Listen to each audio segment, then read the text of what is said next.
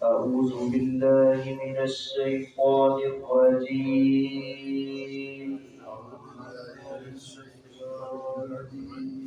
بسم الله الرحمن الرحيم.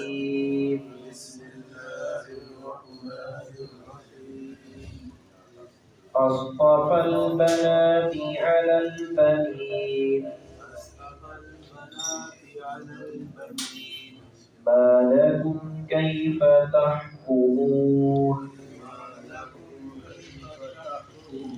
أفلا تذكرون أم لكم سلطان مبين فأتوا بكتابكم إن كنتم صادقين وجعلوا بينه وبين الجنة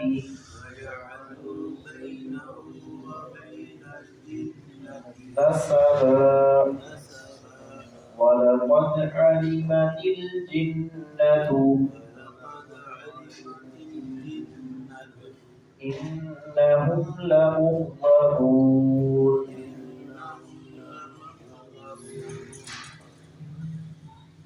مشرکین کا غلط عقیدہ کہ فرشتے اللہ رب العزت کی بیٹیاں ہیں، اس سے بھی بڑھ کر انہوں نے پھر ثابت کیا کرنے کی کوشش کی، جبکہ یہ من گڑھنت اور غلیظ ترین عقیدہ ہے کہ جننیوں کو اللہ رب العزت کی آگے بیویاں قرار دیا، اور پھر یہ ایک باقاعدہ جس طرح کی فیملی ہوتی ہے پورا سسٹم اس کو قرار دیا کہ جی یہ جنات جننیاں یہ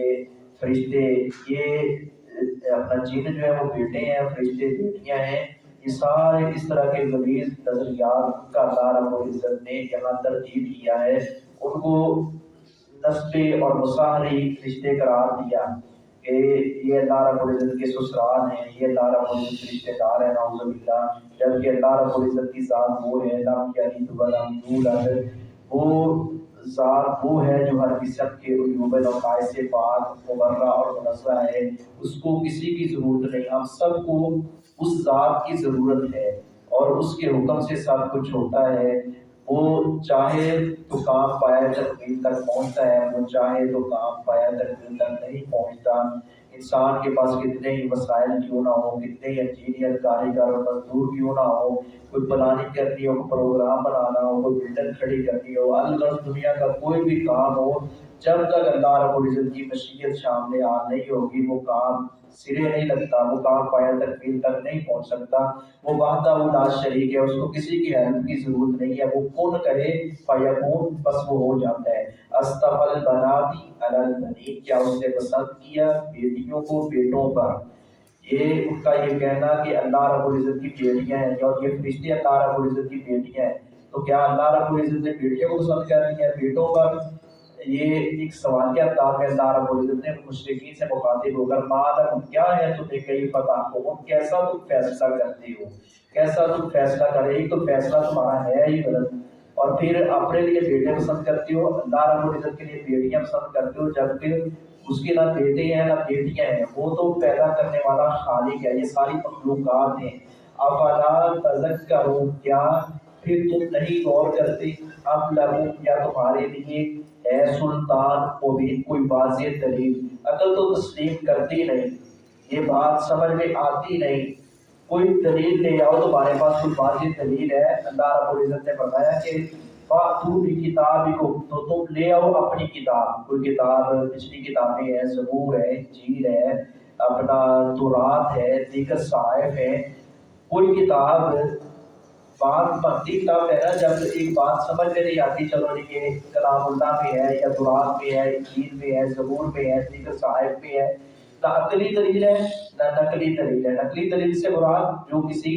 معتبر ترین کتاب سے دی گئی ہو، اور عقلی دلیل سے مراد کی بات سمجھ میں آتی ہو کہ بندہ کہے کہ نہیں دیکھیں جی اس سے آگے کام نہیں چلتا، بات بنتی ایسے ہے اور لوگ اس کو تسلیم کریں، یہ بات سمجھ سے بالا کار ہے اور یہ ہے ہی غلط دونوں اعتبار سے۔ ان کنتم صادقین، اگر ہو تم سچے، اگر ہو تم سچے تو پھر کوئی کتاب لے آؤ اور ثابت کرو کتاب لا کر کہ اللہ کے بیٹے ہیں، اللہ کی بیٹیاں ہیں، اللہ کی بیوی ہے، جبکہ ایسا نہیں ہے۔ وجہادو، اور اس نے ٹھہرایا بینہو، اس کے، اس اللہ رب العزت کی ذات کے، وبین الجنۃ، اور جنوں کے درمیان، اللہ رب العزت اور جنوں کے درمیان ٹھہرایا ناصابہ،